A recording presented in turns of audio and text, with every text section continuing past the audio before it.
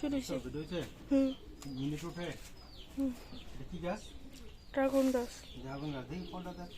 এটা কি ফুল? ফুল না ফল? ফুল। বন্ধুরা এটা হচ্ছিল ফুল, ড্রাগন গাছের ফুল। এই যে আরো আছে গাছের ফিরে দেখো, এই যে ড্রাগন গাছের ফুল। আর এটা এখানে বড় ফুল ফুটতেছে। ফল ফুল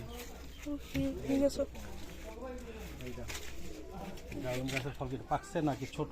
কাঁচা, ছোট, মাত্র কাঁচা। এই যে দেখো আর একটা না, এই দুইটা।